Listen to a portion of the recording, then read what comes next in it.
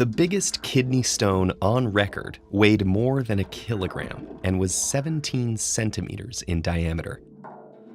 The patient didn't actually swallow a stone the size of a coconut. Kidney stones form inside the body, but unfortunately, they're extremely painful to get out. A kidney stone is a hard mass of crystals that can form in the kidneys, ureters, bladder, or urethra. Urine contains compounds that consist of calcium, sodium, potassium, oxalate, uric acid, and phosphate.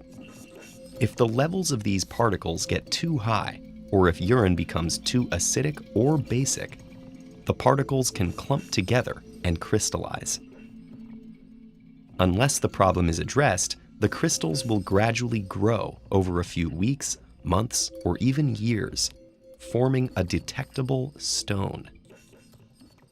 Calcium oxalate is the most common type of crystal to form this way and accounts for about 80% of kidney stones.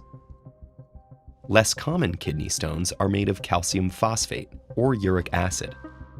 A slightly different type of stone, made of the minerals magnesium ammonium phosphate or struvite, can be caused by bacterial infection.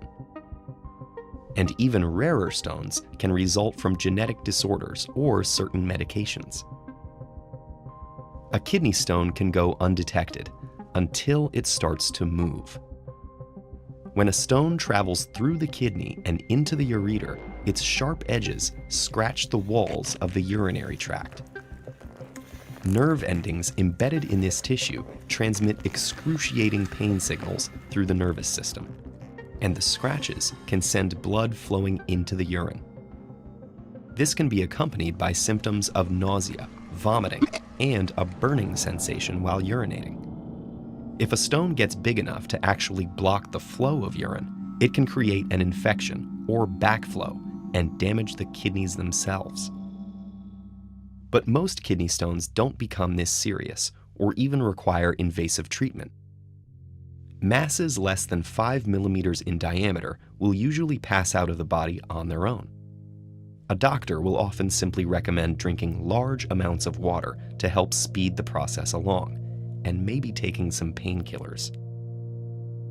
If the stone is slightly larger, medications like alpha blockers can help by relaxing the muscles in the ureter and making it easier for the stone to get through. Another medication called potassium citrate can help dissolve the stones by creating a less acidic urine. For medium-sized stones, up to about 10 millimeters, one option is pulverizing them with sound waves. Extracorporeal shockwave lithotripsy uses high-intensity pulses of focused ultrasonic energy aimed directly at the stone. The pulses create vibrations inside the stone itself, and small bubbles jostle it. These combined forces crush the stone into smaller pieces that can pass out of the body more easily. But zapping a stone with sound doesn't work as well if it's simply too big. So sometimes more invasive treatments are necessary. A rigid tube called a stent can be placed in the ureter to expand it.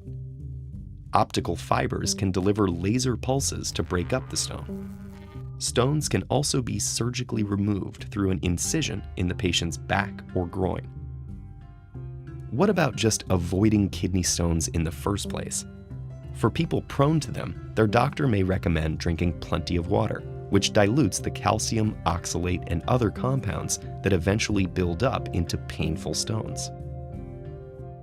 Foods like potato chips, spinach, rhubarb, and beets are high in oxalate, so doctors might advise limiting them.